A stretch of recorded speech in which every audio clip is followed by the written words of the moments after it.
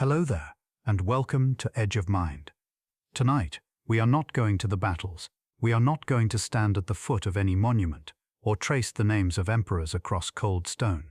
We are going somewhere closer than that, somewhere smaller and warmer and far more ordinary.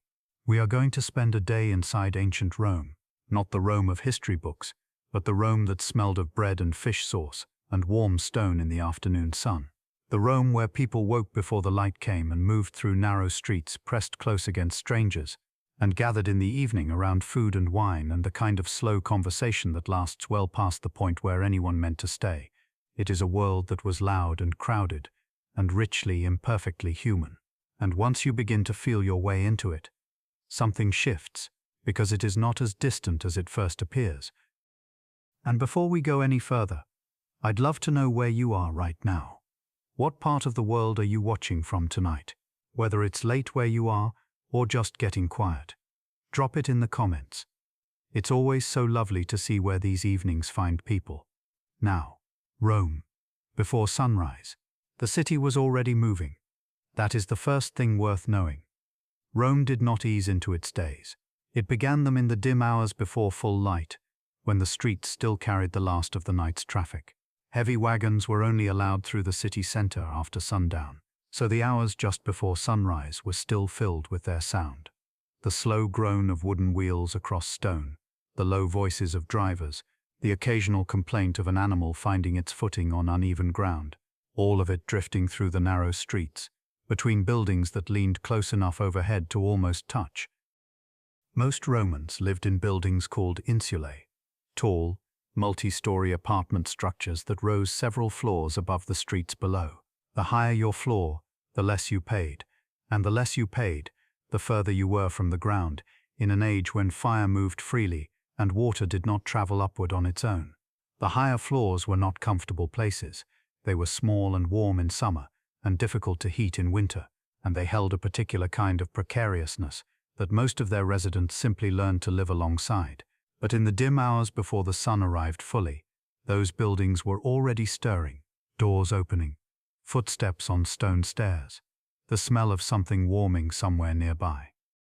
Breakfast, for most Romans, was a small and quiet thing. Bread, if there was any left from the day before. Olives, perhaps.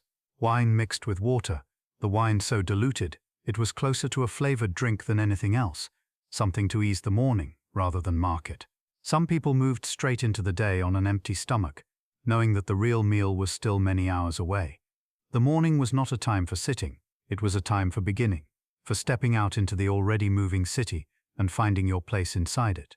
The main meal, the cena, would not arrive until late afternoon or early evening. Everything before that was a kind of waiting, a slow building toward the moment when the day would finally gather itself around a table. But before any of that, there were the streets. Roman streets were narrow. Narrower than you might expect if your only image of Rome is the wide marble avenues of paintings and films. The ordinary streets of the city were close and dense and filled at almost all hours with the press of people moving through them, vendors calling out from doorways, animals being led from one place to another, children, workers, the simply curious, all of them finding their way through the same crowded passages. The smell was particular to that place and that time. Stone warmed by the sun, food cooking somewhere nearby, animals, people. The city had a scent that was entirely its own, layered and persistent, and not always pleasant, but alive in a way that is difficult to separate from the feeling of being inside it. The Roman day was measured differently than ours. Daylight was divided into 12 hours regardless of the season, which meant that a summer hour and a winter hour were not the same length at all. In summer, each hour stretched longer and slower. In winter, they narrowed and contracted. Time was not a fixed thing. It moved with the light, expanding and drawing inward across the year, in a way that made the day itself feel more like a living thing than a measurement. The first hours of the morning were for business, for moving through the city, attending to whatever the day required. The Forum, the great open center of Roman public life, was where much of this happened. Law and commerce, and politics and ordinary conversation, all gathered there in the same space, at the same time. A man might go to the Forum to settle a legal matter, and find himself, an hour later, simply standing and talking with someone he had not seen in several weeks. The Forum was not only a place of official business, it was a place where the city knew itself, where news moved, where arguments were made and gradually abandoned, where the texture of Roman life pressed together most visibly. And somewhere in the middle of all of that, the day would begin to slow. The midday hours carried a particular stillness. Shops closed, the press of activity softened, the sun reached its highest point, and the streets grew quieter, as though the city itself had agreed to pause for a while before the afternoon arrived, and everything gathered again. That pause, that long, warm, unhurried middle of the Roman day, is where we will go next. The midday pause had a particular quality to it, not silence, exactly. Rome was never truly silent, but a softening, a loosening of the morning's momentum. The vendors who had been calling since before the sun was fully up would grow quieter, and the legal arguments that had filled the Forum with their careful, insistent voices would settle into something more like murmuring. The city did not stop. It simply shifted its weight, the way a person does when they have been standing for a long while, and finally find somewhere to lean. For those who could, this was the time to withdraw, to move out of the heat and the press of the streets and into somewhere cooler and dimmer. The insulae, those tall, close-packed apartment buildings where most ordinary Romans spent their nights, were not always comfortable places to return to in the afternoon. The upper floors, where the cheapest rooms were, could be stifling in the warmth of those midday hours. But even there, in those narrow rooms above the noise, a person might lie down for a while and let the day drift past them without demanding anything in return. It was not so different in that way from the rhythm that still lives in warmer parts of the world. The quiet acknowledgement that the middle of the day belongs to rest, and that anything requiring effort is better saved for the hours when the light has begun to soften again. The thermopolia were never far away. These were small food counters built into the fronts of buildings all across the city. Stone counters with wide circular openings set into them, each one holding a vessel of something warm, lentils, perhaps, spiced wine, stews made from whatever was available and affordable that morning. A person with no kitchen at home, and many Romans had no kitchen at all, the fire risk in the insulae being simply too great, could find a warm meal at a thermopolium without traveling far or spending much. They would stand at the counter, or find a spot nearby, and eat slowly or quickly depending on how much of the afternoon still remained to them. The food itself was deeply seasoned. Garum appeared in nearly everything. That fermented fish sauce that Romans used the way a later world might use salt, or a richer, more layered version of it. It was salty and savory, and full of a depth that is difficult to describe without tasting it. Bread was common, olives, eggs, chickpeas cooked until they were soft and warm. The flavors of an ordinary Roman meal were strong and woven through with ingredients that had been preserved and fermented and dried, because that was how food lasted in a world without cold storage. And then, gradually, the afternoon would begin to move again. The baths came alive in the later hours of the day. The thermae, those vast public bathing complexes that the city offered to almost anyone who could pay a small fee, which was nearly everyone, were not simply places to wash. They were among the most social spaces in all of Rome. A person might spend several hours there, moving through different rooms at different temperatures, from the warm room to the hot room, and then out again into the cooler air, talking all the while. Friends met there. Strangers became acquaintances. Business was discussed in the steam the same way it might have been discussed in the Forum that morning, but with less formality and more ease. The architecture of the great baths was generous and deliberate. High vaulted ceilings, light falling through windows set near the tops of the walls, the sound of water and voices, and the particular echo that large warm stone spaces carry. It was not a hurried place. The baths rewarded staying, and most people did. Oils were used instead of soap, rubbed into the skin, and then slowly scraped away with a small curved tool called a strigil. Attendants were available for those who could afford them. Others managed on their own, or with the help of whoever they had come with.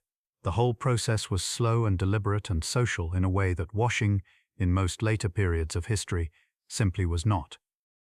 By the time a person emerged from the baths, the light would have shifted, the afternoon would be leaning toward evening, the shadows in the streets would have grown longer and softer, and the quality of the air would have changed in that particular way.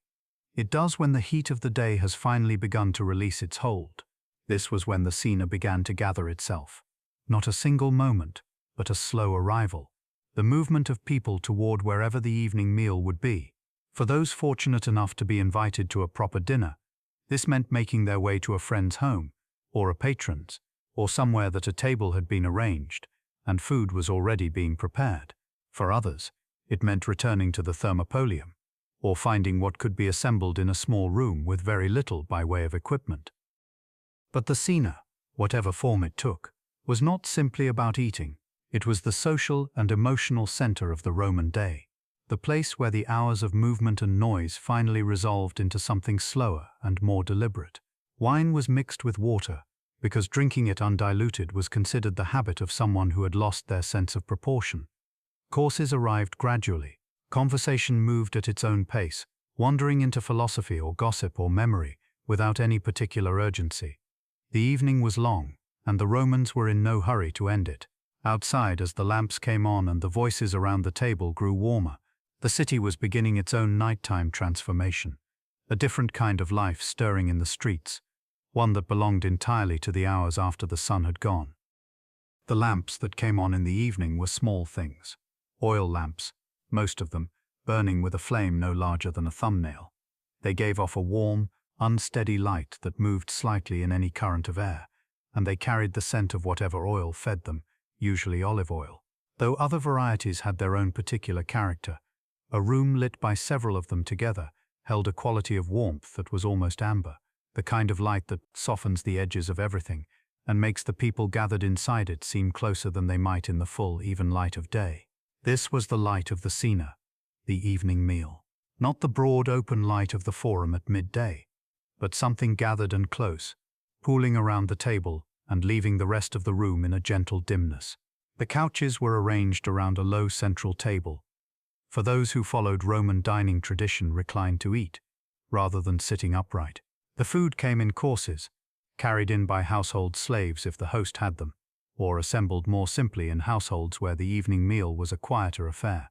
Either way, the rhythm was the same, unhurried, gradual, shaped by conversation as much as by hunger. The wine at a Roman table was almost never served as it came from the vessel. It was mixed with water, sometimes warm, sometimes cool, depending on the season and the preference of whoever was hosting. The ratio mattered, and people had opinions about it. Too much wine to water, and the evening could slip away from itself. Too much water, and the wine lost what made it worth drinking. The mixing was a small ritual, and like many small rituals, it carried meaning well beyond its practical purpose. To drink wine without water was associated with a kind of excess that the Roman sensibility, at least in its more measured moments, found troubling. There was a word for the loss of proportion that came from drinking without care, and it was not a word anyone wanted applied to their table. The mixing bowl, then, was not merely a vessel. It was a quiet statement about the kind of evening the host intended to offer. Food at a proper cena moved through several stages. There were the gustatio, the opening dishes, lighter things meant to open the appetite rather than satisfy it. Eggs were common here, and olives, and small preparations of vegetables or preserved fish.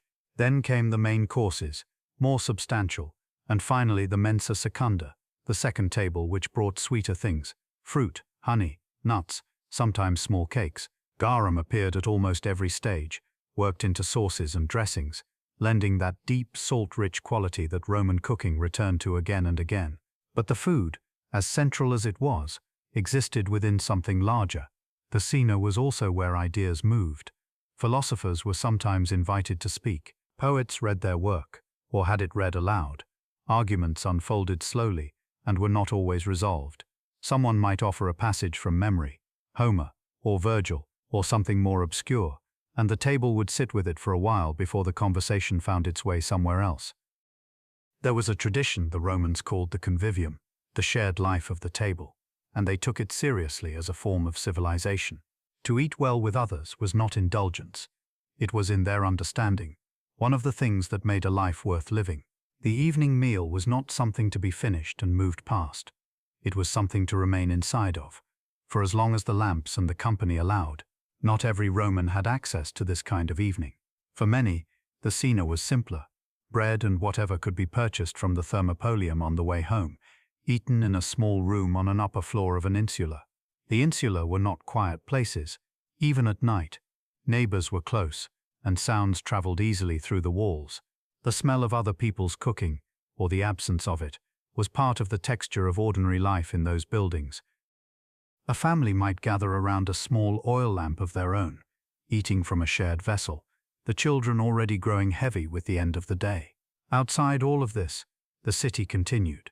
The carts that had been absent during the daylight hours were now moving through the streets, heavy wagons carrying supplies, construction materials, goods that needed to reach their destinations before morning.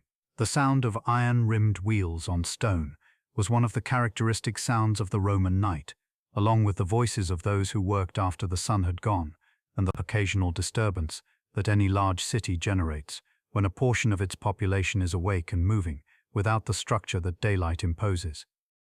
Some Romans found the night difficult to sleep through. The noise was real and persistent. The upper floors of the insulae, where the poorest residents lived, were also the most exposed to sound, to cold in winter, to heat in summer. A lamp left burning in a crowded building of wood and plaster was a risk that everyone understood. The vigils, a combined fire watch and night patrol, moved through the city after the sun went down, but fires still happened with a regularity that shaped how people thought about where they lived and what they kept close to them. And yet the night also had its own particular ease.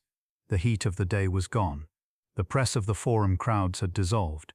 Whatever the evening had held, the warmth of the baths, the long, slow gathering of the cena, the voices of friends growing quieter as the lamps burned lower, all of it settled gradually into something approaching stillness. Not silence, because Rome was rarely silent, but a softer quality of sound, more distant, as the city found its way through the dim hours toward the one that would come before sunrise, when the whole long cycle would begin again, the bread warming, the streets filling, and another ordinary day opening itself slowly into the light.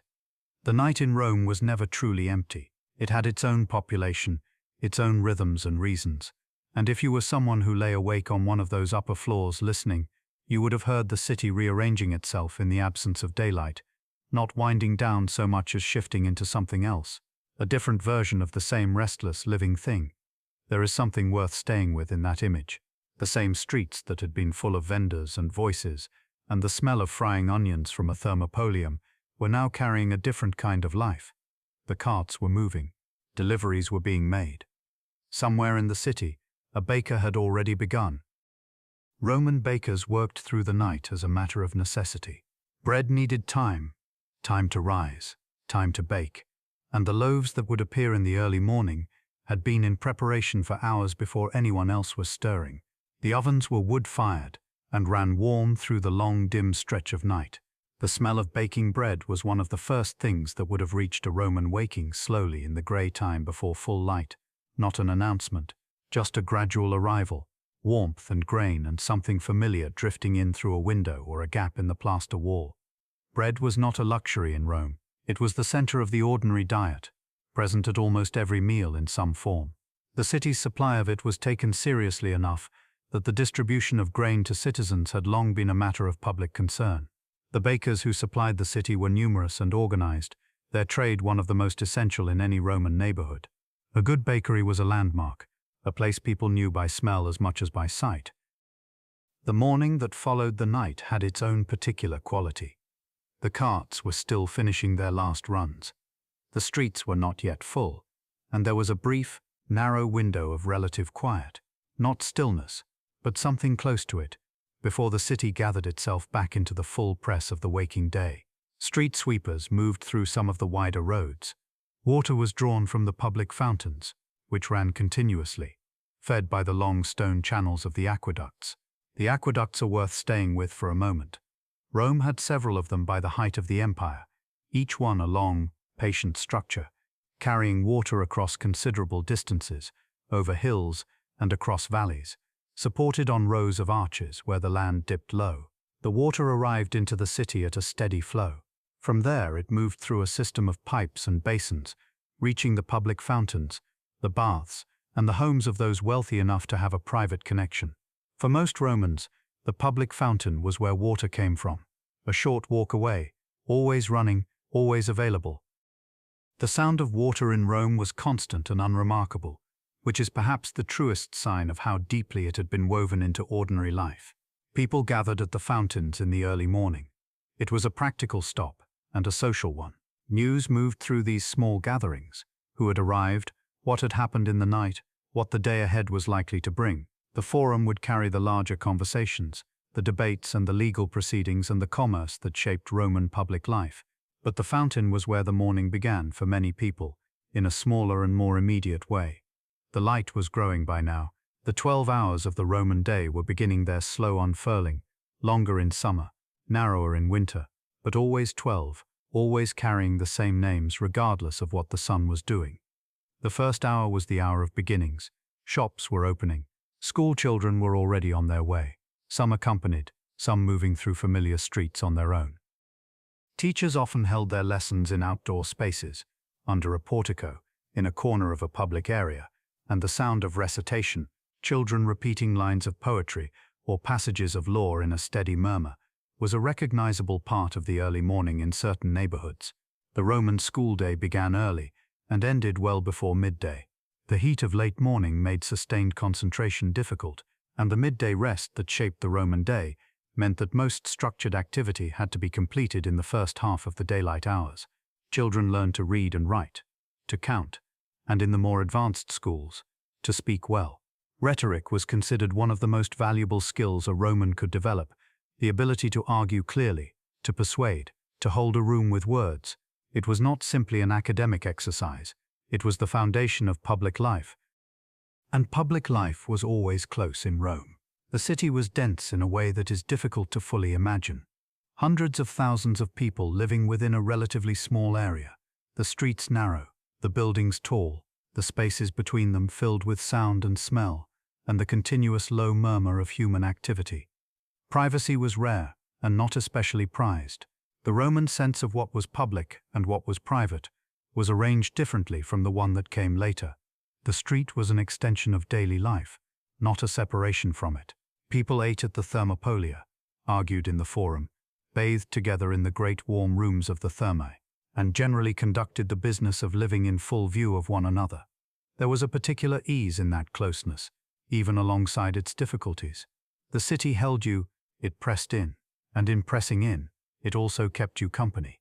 A constant, imperfect, richly human company that followed you from the fountain in the morning to the lamplight table in the evening. The midday hours were approaching now, and with them, a shift in the quality of the day, a slowing, a settling, a withdrawal from the heat and noise into something quieter and more interior. The heat came gradually, the way it always did in Rome, not as a single moment, but as a slow gathering of warmth that moved through the stone and the plaster and the narrow air between buildings until the whole city felt like something that had been left too long in the sun. The shadows that had stretched long and cool across the cobblestones in the early morning had shortened and thinned. The light that fell now into the streets was full and flat and heavy with summer. Shops that had been open since before sunrise began to draw their awnings or close their shutters part way. The vendors who had been calling out since the first hour grew quieter. The pace of the street changed, not stopping, never fully stopping in a city like Rome, but easing, the way a river eases when it reaches a wider, shallower place and spreads itself out without urgency. This was the midday, and Romans understood it as its own kind of time. Not wasted time, not empty time, but a different quality of time, softer and more interior than the busy morning hours. Those who could withdraw from the heat. A shopkeeper might sit in the dim back of his stall rather than the bright front of it. A craftsman might set down his tools and rest his eyes for a while, his hands still and open in his lap. Children had already been released from their lessons. The streets nearest the schools, which had been murmuring with recitation since early morning, had grown quiet again. That murmuring, so steady and so ordinary just a few hours before, had simply faded, the way sound fades when a room gradually empties and no one marks the moment it goes. The insulae, those tall and layered apartment buildings that held most of the city's population, were never truly silent.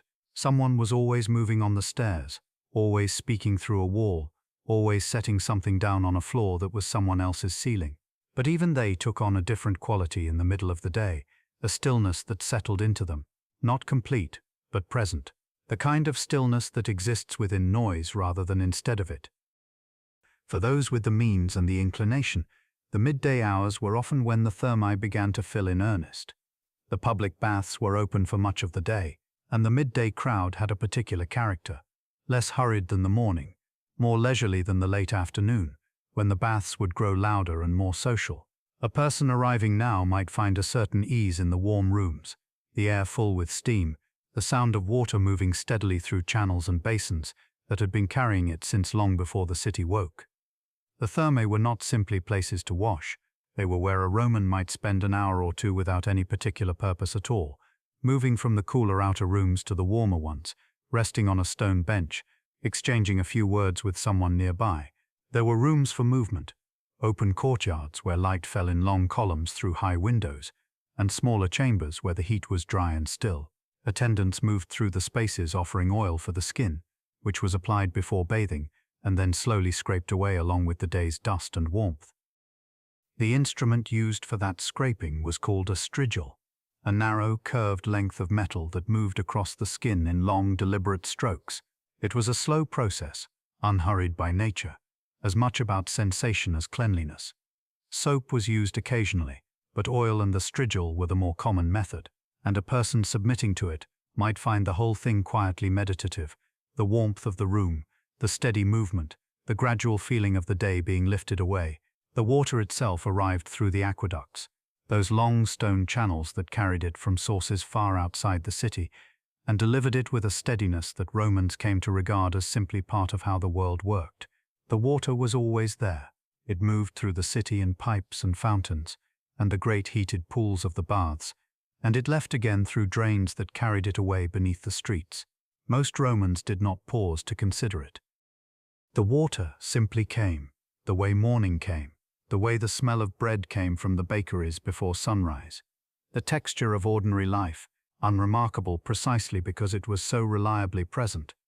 Outside, in the streets that had quieted somewhat but never fully emptied, the thermopolia continued their work. These small counters were built into the fronts of buildings, their wide stone surfaces set with deep circular openings that held heated vessels throughout the day. A person with a few coins might stop and eat standing at the counter, a bowl of something warm and thick, flavored with garum, that deep and savory note running beneath the taste of lentils or chickpeas or whatever the day's preparation happened to be. It was not a refined meal, it was sustenance, eaten without ceremony, the way most Romans ate most of their meals, standing in the street with the city moving around them. The cena, the great meal of the evening, was still hours away. It existed somewhere at the far end of the afternoon as a kind of promise, the long, unhurried gathering that would eventually bring the day to its fullest and most human expression. But that was later. For now, the city rested in its midday warmth, doing what it always did in the slow middle hours, continuing, quietly, without announcement, in the particular way that very large and very old things continue when no one is especially watching. The afternoon would come in its own time, and with it, the city would begin to stir again. The baths growing louder, the forum filling once more, the long shadows of late day beginning their slow return across the stones. The afternoon settled over the city, the way warmth settles into stone, gradually, without announcement, until it had simply become the quality of everything. The long middle hours had softened the pace of the streets, and now, as the sun began its slow descent toward the western hills, something shifted in the air, not loudly, not all at once, but the city, which had never entirely stilled, began to find its second rhythm, the one that belonged to the later hours, to the slow gathering of people moving toward the parts of the day they had been saving.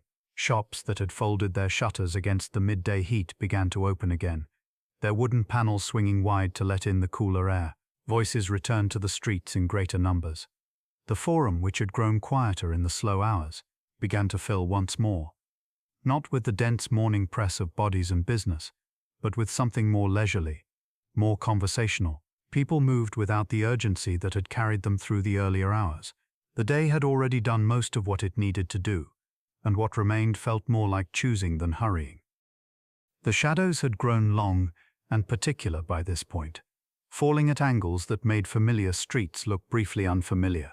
In the insulae, the tall apartment buildings that housed the great majority of the city's people, the upper floors caught the last of the direct light, while the narrow lanes below had already moved into something dimmer and cooler. Those who lived on the higher floors might sit near their windows in the late afternoon and feel the air beginning to change, the warmth of the day softening at its edges, without quite releasing yet.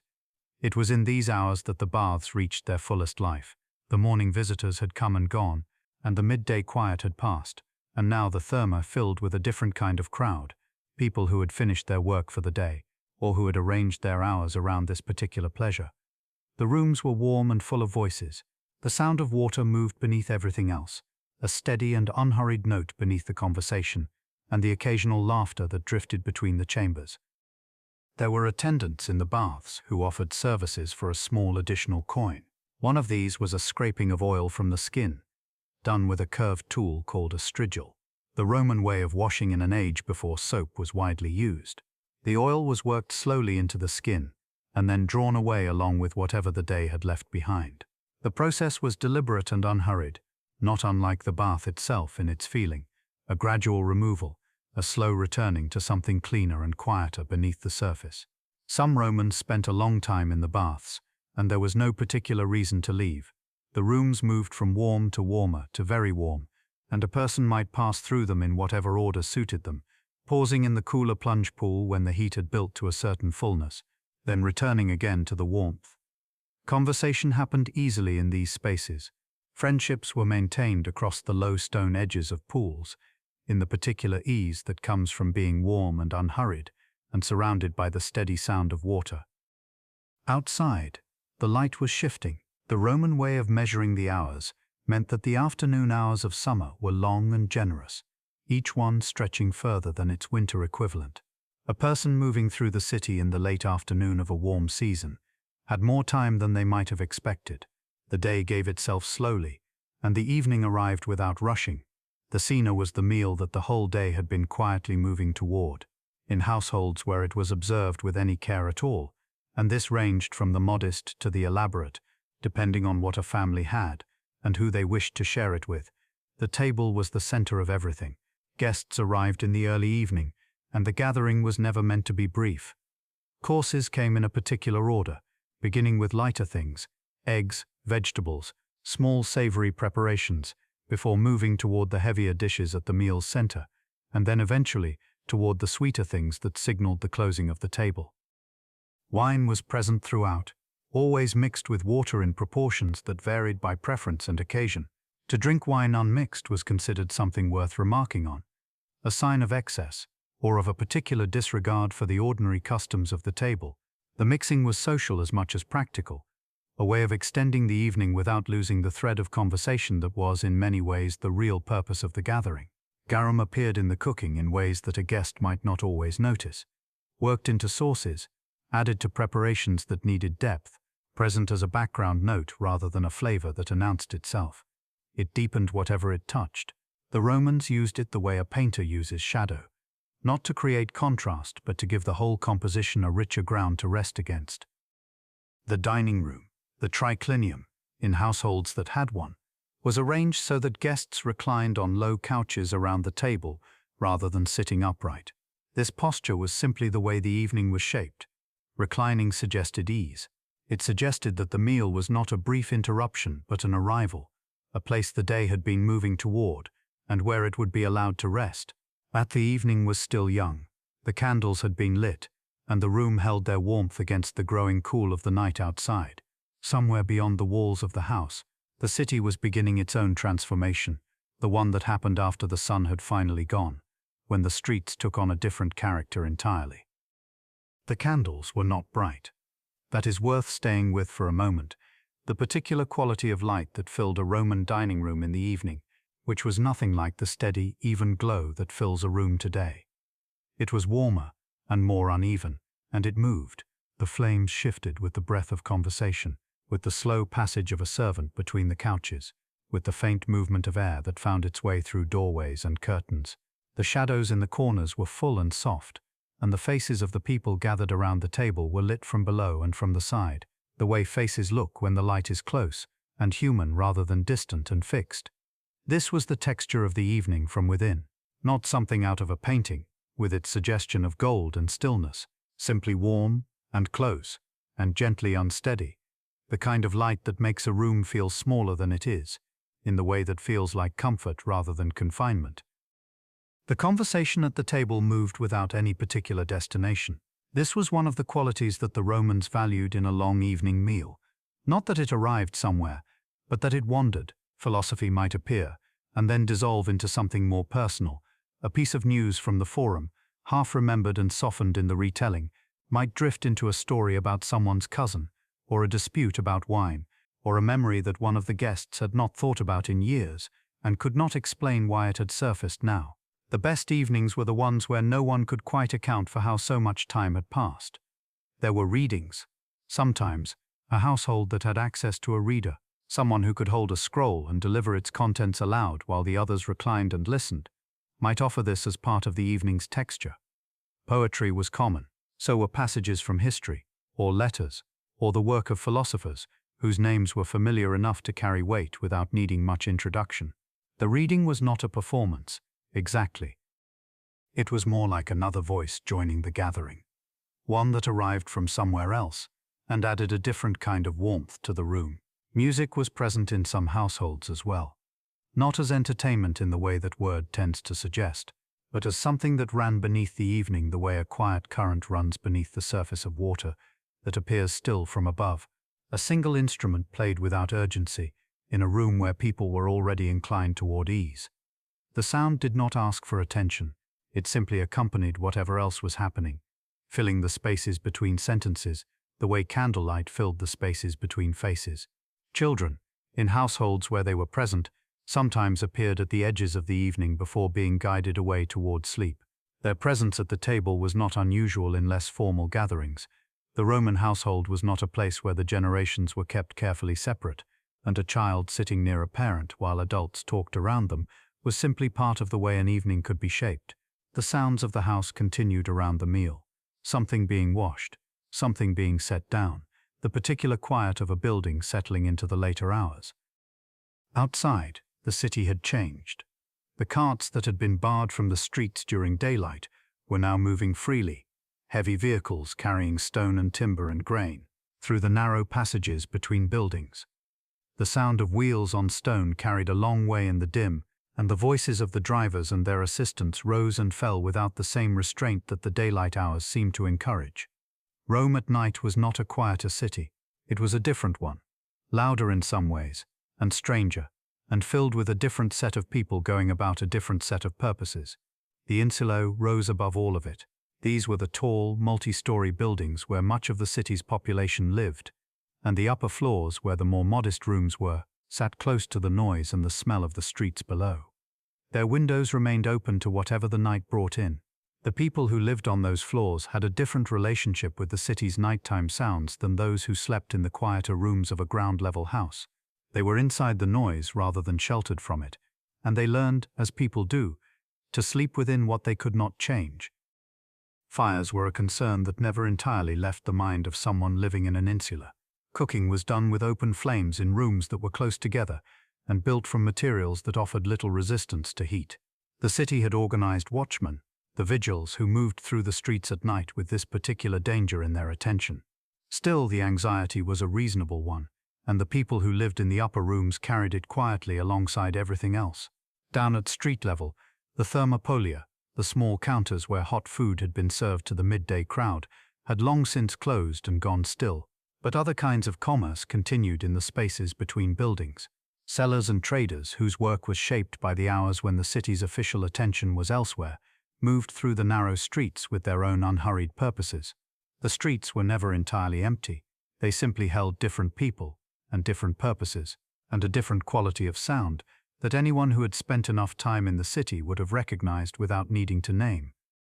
The gathering inside the dining room continued, unhurried. While all of this moved around it, the evening had not yet reached its end, and no one at the table seemed inclined to be the first to suggest that it had. The wine was still being mixed, The candles had burned lower, but had not gone out, and the conversation had found one of those long, unhurried passages that sometimes open up in the middle of a good evening, when no one needs to say anything in particular, and the room itself seems content simply to hold the people inside it for a little while longer. The candles had burned to a different length now. The room was the same room, and the people were the same people, but something had shifted in the way the evening held itself. Softer, slower, the way a long conversation settles into its final passages, without anyone quite deciding that it has. A Roman evening of this kind did not end with any particular signal. There was no moment when the host rose, and the guests understood it was time to go. Instead, the cena unwound gradually, the way a long piece of cloth unrolls when you set one end free and let it find its own pace. The wine had been mixed many times over. The food had moved through its courses and arrived at the sweet things: honeyed nuts, dried figs, small cakes made with poppy seeds, and those too had been eaten slowly, with the same unhurried attention that had been given to everything else. A Roman meal of any warmth or standing was not a thing to be finished. It was a thing to be lived inside for as long as the evening allowed. There was no hurry toward the end of it. The end simply arrived, the way evening arrives, not announced, but present and gentle when it came. The conversation at a cena of this kind might have moved through many rooms, in a manner of speaking. Philosophy was not unusual. Neither was gossip, or the retelling of something that had happened in the forum earlier in the day, or a piece of verse that someone had been carrying in their memory and wanted to release into the room. Something about the warmth of the room and the slowness of the food seemed to change the way words arrived, softer than they might have been elsewhere, and more willing to linger. Romans of a certain standing placed a high value on the spoken word, on the ability to say a thing well, to hold the attention of a table, and offer something worth hearing. But even among those who placed no particular value on eloquence, the table was a place where speaking and listening happened in a different register than they did in the street. Slaves moved quietly in the background of all of this. They refilled the cups, removed the dishes, brought the next course when it was time. Their presence was woven so completely into the fabric of Roman domestic life that it was rarely remarked upon.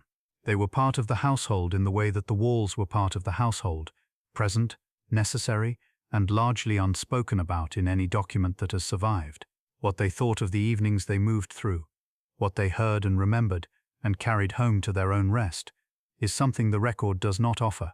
Only the outline of their work remains, visible in the shape of the evening itself. Outside, the city had not stilled.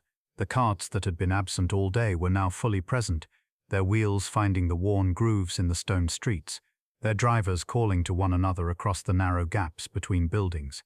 Rome at night was its own version of Rome, louder in some ways than the city of the afternoon, and stranger, and belonging to a different set of people.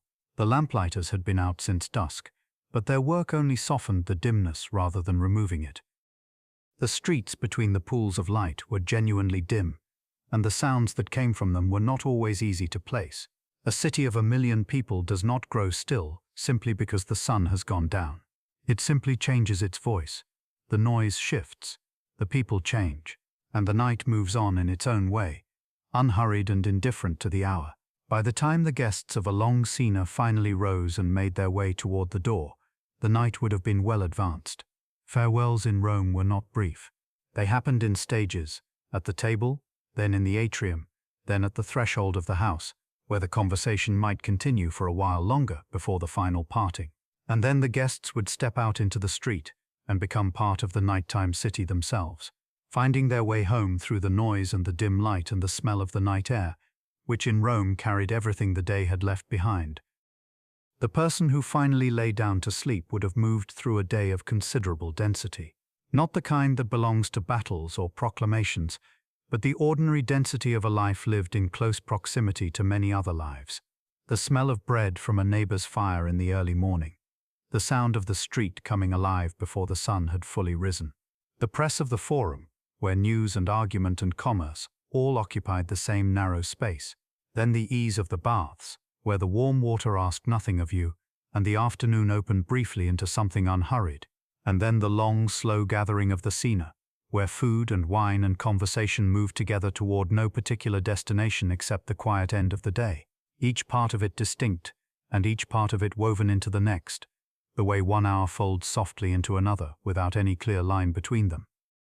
This was what it felt like to be alive in Rome, not in the marble version of the city, not in the version that has come down through monuments and histories and the careful preservation of exceptional things, but in the version that was actually inhabited, loud and warm and close, smelling of bread and fish sauce, and the particular sharpness of a city that never entirely emptied itself of people, a world that was imperfect and crowded and ordinary in the most human sense of the word, and in being all of those things, was also full. The day has ended now, for them as for you. The candles have burned down, the streets have grown quieter, or at least quieter in their own way, and somewhere in the long distance between that world and this one, the shape of an ordinary day remains, not preserved in stone, but in the simple fact that people have always needed to eat and rest and sit with one another in the warmth of an evening that is in no hurry to end. Thank you for being here tonight. Good night.